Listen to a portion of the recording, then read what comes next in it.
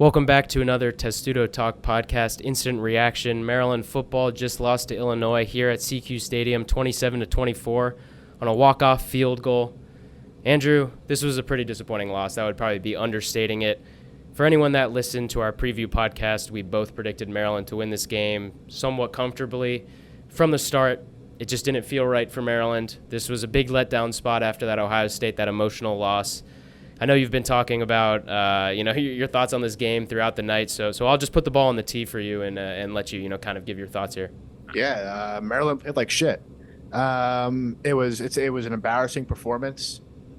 This is a team that has played, even though their opponents have been pretty weak, their schedule. This is a team that's shown that they have the skill to be a top 30, if not 25 team in the country. They came out flat. Their skill guys looked okay, nothing special. Overall, the execution was poor. This is an Illinois team that ranks near the bottom of the conference in both total offense and defense. Illinois quarterback Luke Altmaier honestly really torched the Terps. I think he had, I don't have the stats in front of me, but I think it was 2 touchdowns. Then we could talk about. He had 235 yards, including his rushing yards. I think he had 205 passing yards. And then on the last drive of the game, Maryland allows 2 huge plays down the sideline that allows Illinois to get into field goal range. Caleb Griffin, who's a really good player, 2-time All Big Ten selection kicker for Illinois, puts it not comfortably through, but it goes through. Illinois takes this one, and I think it's an instant reaction, right? So I'm gonna say, I don't want to say the world's ending, right? But I think you do have to put this in the big picture a little bit, right? Maryland's 5-1. They compete with Ohio State. Okay, a lot of people are saying this is a 9-win, maybe even 10-win team, right? And this is Mike Locksley's best roster in 5 years. That's not debatable. The sky isn't falling, right? Maryland plays Northwestern next week, where they should be 6-2, but as we saw today, anything can happen in the Big Ten. And after that, you have games against Nebraska and Rutgers, and then you have the 2 games against Michigan and Penn State. That's correct, right? Am I missing anybody? Yeah, I mean, not in that order, but those are the games. Right, so I think you look at the Nebraska and you look at the Northwestern game, and you say, yeah, Maryland and the Rutgers, you say Maryland probably should have at least 8 wins in the season, if not 9. So if you're going to have an 8-win season or 9-win season, it's not the worst thing in the world. But again, it's just like the Ohio State game. It's the opportunity. You had an opportunity for a huge win. You didn't win. You showed to the country you can compete. Here, you have an opportunity to go 6-1, become bowl eligible at the fastest part of the season since 2001. Fail. Mike Locksley, he was in his presser. He said this was a failure, basically. If you're a Maryland fan, I think it's understandable to be unbelievably disappointed in what happened. And judging from the Maryland fans I've been interacting with and seeing online, there is a lot of anger right now about this game. Here's the thing, right? With Maryland football, you have your every year. Well, not anymore with the flex schedule. Every year you have your 3 games against Ohio State, Penn State, and Michigan. You expect to lose those pretty much. This year was a year where you're gifted a schedule almost, and you have to take care of business in the games you should win, and they did that. And today they didn't do that, and it's a reflection on the coaching staff. It's a reflection on the coaching staff, and you can kind of go into some of the questionable decisions that were made today. Yeah, I mean, I'll start with the one that I think stood out to most people. It's on that drive where they're down 3 in the fourth quarter. They're driving. They're facing 3rd and 6 with about 2-ish minutes left. They had just run the ball, I believe, 2 straight times, right? Or maybe they hadn't. But it was going for the 3rd straight run. Yeah, and they decided to run the ball out left with Antoine Littleton, which, if they get that play, no one's really thinking about it. But in that moment, the way that their running game has not been that effective this year. I mean, it certainly has not been up to what we expected it would be. To not have Hemby on the field was a little bit weird. And then they decided to run that play, and it goes nowhere. I think they lost a yard. And luckily, Jack Howes makes that kick, which, Jack Howes, another up and down game from him. He missed another kick, and it is what it is. They didn't lose this game because of Jack Howes, but yeah, just a really questionable play call there. We saw it last week against Ohio State where Josh Gaddis dialed up, was it 3 or 4 straight runs late in that game in an important drive. It felt like. It felt way too conservative for understanding the moment. Maybe in a vacuum, like Locksley said, they have plays that they feel comfortable that they can get 6 yards with on the ground. You should have those plays. But that running attack just had not proved itself to the point where I feel like you could trust them with, I mean, I don't think it's an exaggeration to say with the game on the line. I didn't feel like that was the right call to make. I felt like they should have passed the ball. And when you have a fifth-year quarterback coming back, we've talked so much about Talia. This team has talked so much about Talia and what he means to his team. Just to take the ball out of his hands there just felt like a really poor decision. Here's what I don't get. Last week, Mike Locksley opens his Ohio State presser. Opens the presser up. We win and lose with Talia. Today, no. I mean, he did not honor that message. And I think another pretty awful coaching decision was at the end of the half. Illinois drives down. They ultimately get, I think, to the 5-yard line. Ultimately because Jayshon Barham and Quayshawn Fuller Quayshawn Fuller had Quayshawn Fuller had the hands to the face, and then Jayshon Barham, which is, I mean, I know it's the heat of the moment. I haven't played college football, Division I college football, so I'm sure it's so much faster when you're out there. But hit the quarterback like a full second after he released the ball. Just a dumb penalty from a player that's normally so even keeled, not likely to make emotional decisions. Really solid player. It was just really uncharacteristic. Back to the coaching decision. You have 10 seconds left in the half. Maryland's up 14-7, and Illinois lines up to kick. Clearly going to kick.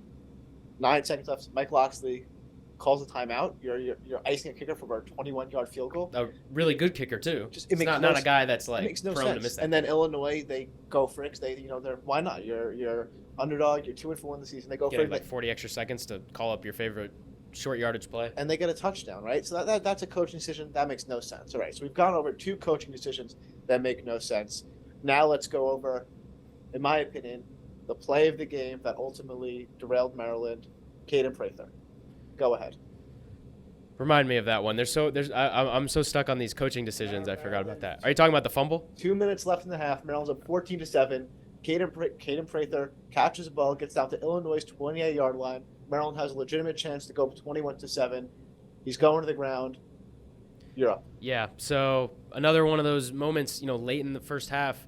We're working on 3 straight weeks now of this. I mean, they've talked about cleaning it up, and I know they've talked about cleaning up a lot of stuff, but I mean, this is the kind of stuff, it just keeps happening over and over again, and when it keeps happening over and over again, it's just hard to imagine that this stuff is anything other than just maybe what this team's DNA is. Against Indiana, they have the Jayshon Jones. They run out of time when they're trying to get yards for a field goal, and Jayshon Jones, uses too much time before he runs out of bounds. The week before, they have the check down, or the week after, they have the check down to Antoine Littleton, which cost them points at Ohio State, which we talked about so much in the podcast last week. And then this one, there with under 2 minutes left in the first half, Caden Prather, who had a touchdown by that point, they were up 7. Maryland was, with a chance to extend that lead to 2 touchdowns. And even though they had a slow start, which we've seen, I mean, a lot this year, even though they've had a slow start, if they score a touchdown there, especially if they score a touchdown, I mean, it kind of undoes all that. It undoes all that, and now you're going into the half probably with a 14-point lead against a team that has been kind of a mess this year. And they throw the ball at Caden Prather. He makes the play. He goes to cut, and the ball just gets stripped cleanly. At first, there's a little bit of debate, but when you look at the replay, there's no doubt that ball was out.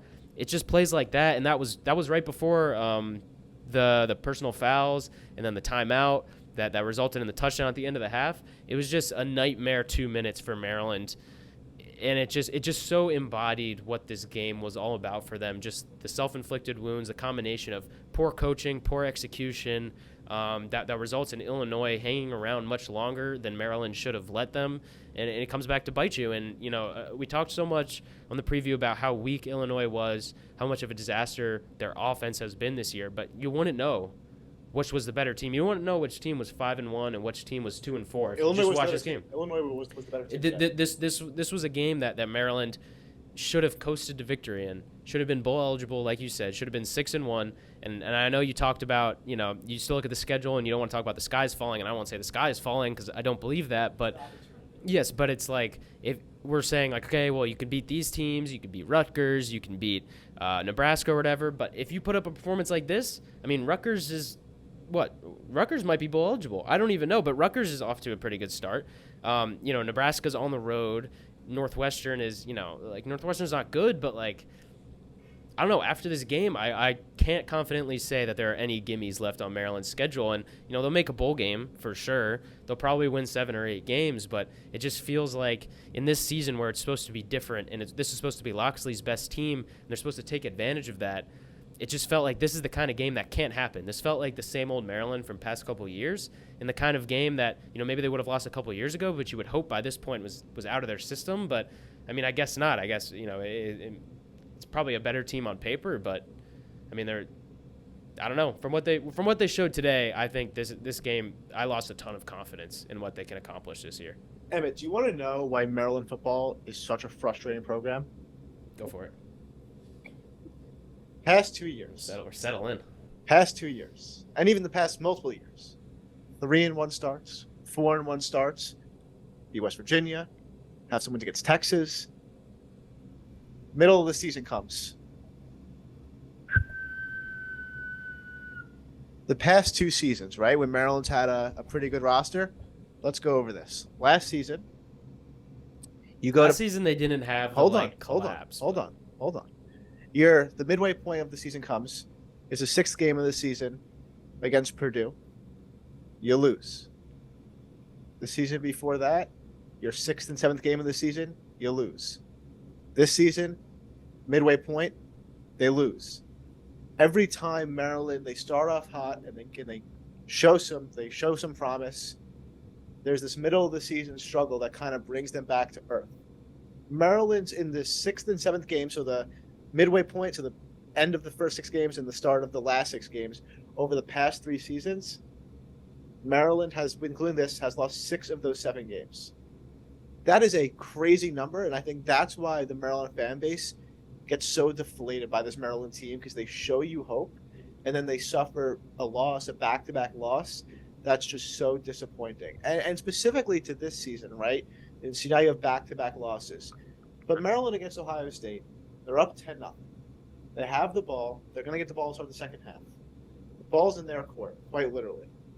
And Talia Tagovailoa throws an interception, gives Ohio State all the momentum they need to take over in the second half. Today, you're up 14-7. You're driving down the field. It looks like you're going to go up 21-7. Self-inflicted mistake. Illinois ties the game. They gain some momentum. They end up scoring the next 10 points of the game to go up 24-14. Get the field goal. It's enough for them to win the game. Maryland's killing themselves right now.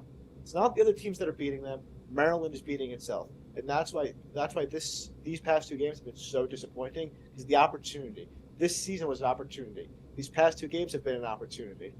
And you haven't been able to take advantage of that opportunity. And again, the season's not over. They're still gonna probably win eight games. They're gonna be in a bowl game, possibly a pretty good bowl game, but it's just the opportunity to right there. Yeah, but you know what you need to do now is you need to beat Penn State or Michigan for this to be like a big success of a season, because the hope was, even if you don't beat those 3 teams, Michigan, Ohio State, Penn State, the hope was the way the schedule is playing out. This was a gift of a schedule. I don't know if that's exactly the term you used a couple minutes ago, but this is a gift of a schedule. The way this thing was shaping up, Illinois didn't have a Big Ten win coming into today. Illinois hadn't won the turnover battle in a game coming into today. Or they had won, but they had lost that game. This was a get-right game after an emotional loss, and instead it turned into a huge letdown game going into the bye week, and now we're going to have a full week to, maybe it's a good thing that they can get healthy a little bit. There were a lot of players missing today, but we should address that. We should address the injuries, because Maryland was missing a bunch of key starters in this game. Yeah, I might forget them. There were so many. Tarheeb Still wasn't playing. Corey Bullock wasn't playing. Fill me in if I'm forgetting it. Corey Dyches wasn't playing. I'm forgetting them. I'm forgetting them all. Either way, those are 3 huge pieces to the team. Dante Trader wasn't playing. But again, it's not an excuse, right? Illinois is not a good team, and yeah, Illinois is not a good team. Maryland just lost to not a good team. Does that make Maryland a bad team? No, Maryland is still a solid team, but if you didn't lose confidence in Maryland after watching this game, I think you are having the wrong reaction, because it was just the self-inflicted mistakes. It was the same story from last week, but it was more mistakes, and the only reason the score wasn't as bad is because you're playing Illinois instead of Ohio State. I mean, this was, this was a bad performance. You said they played like shit.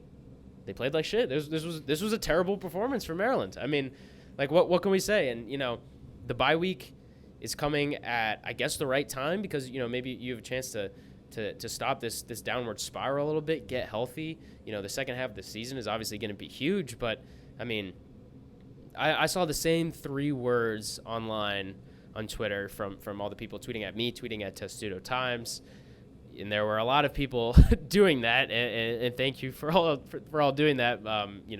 Sometimes it was getting a bit outrageous, but the same 3 words I saw were the same old Maryland. This felt like the same old Maryland from the past couple of years. If you had just watched this game, I mean, I said that you wouldn't know which one of these teams had the better record coming into this game.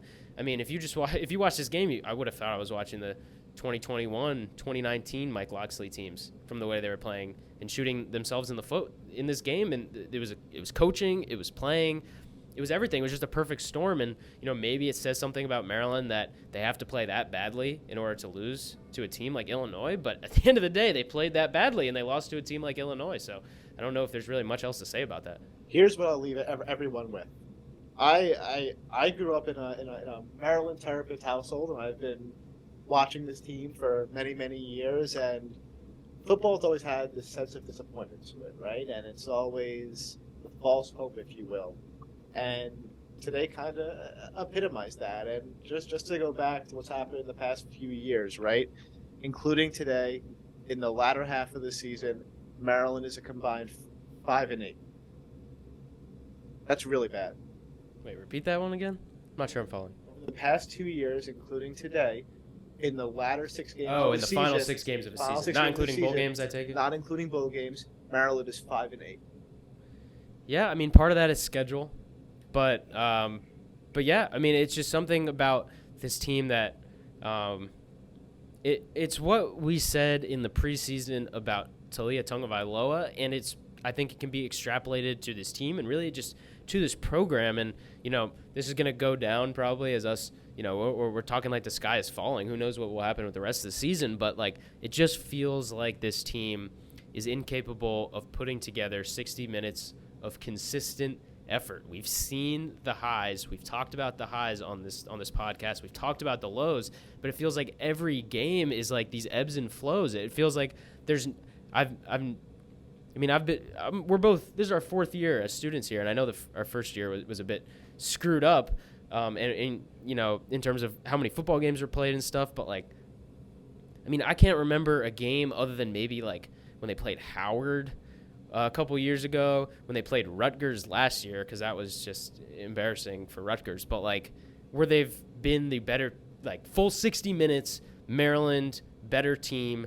And if you can't put it together for a full 60 minutes, can you put it together for 12 games? I mean, you don't have to put it together for 12 games, but like, it just feels like it's the consistency with this team. It feels like you can see the flashes, but then you have games like this that just like completely take down your opinion of this team. And like you said, there's always like kind of this inevitable sense of disappointment with Maryland football. And this team was meant to be the team that would change that narrative.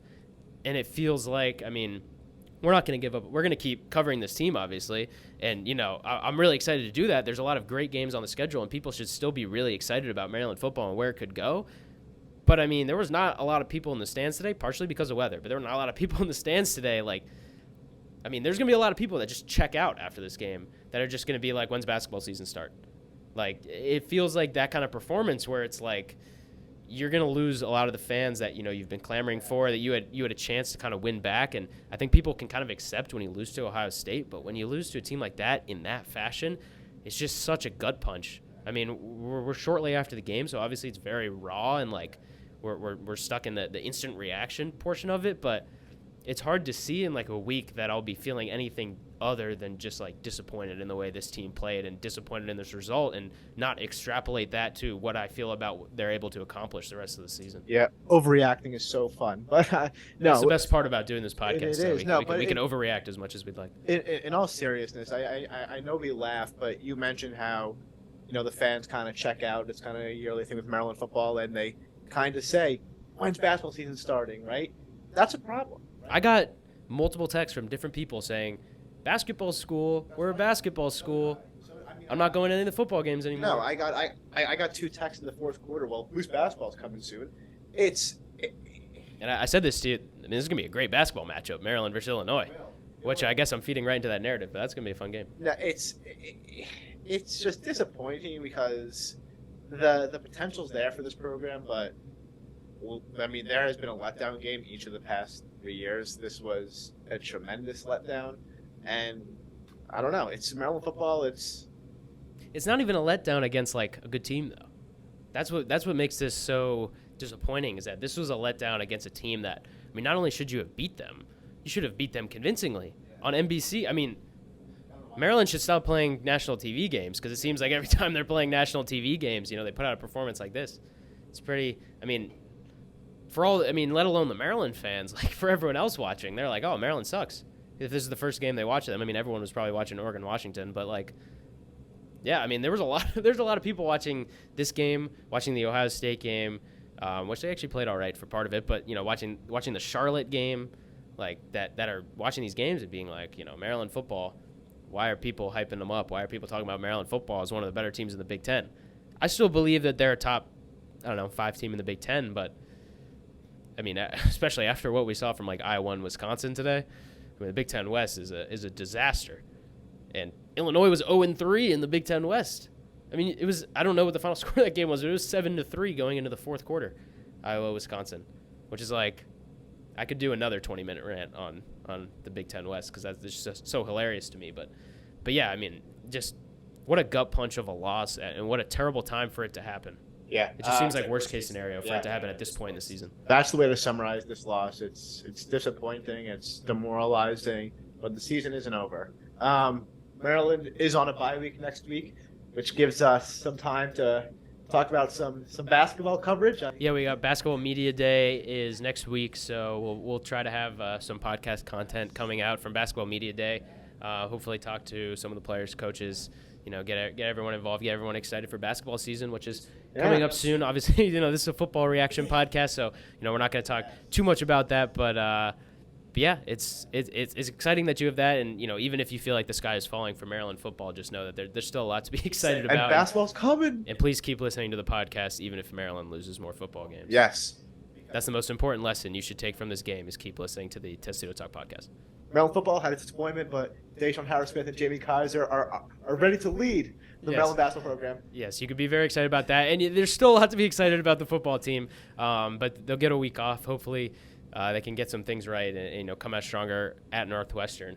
If they lose at Northwestern, well, no, that's sounding. I mean, the alarm bells are already sounding, but then it's like evacuate the premises. Like, this is all hands on deck. If DEFCON 1. Emmett, if they lose at Northwestern, for reference, I'm going to the game, so I'll be there. He'll be our representative. If Maryland loses in Evanston to Northwestern, and I'm in there in Evanston live, whew, that would be. If you're a fan of Maryland football, you should want them to beat Northwestern. If you're a fan of Andrew's rants, you should hope they lose to Northwestern. On that note, thank you everyone for listening. Maryland football fell to Illinois, a disappointing result, but we'll be back next week during Maryland's bye week to talk some Maryland basketball.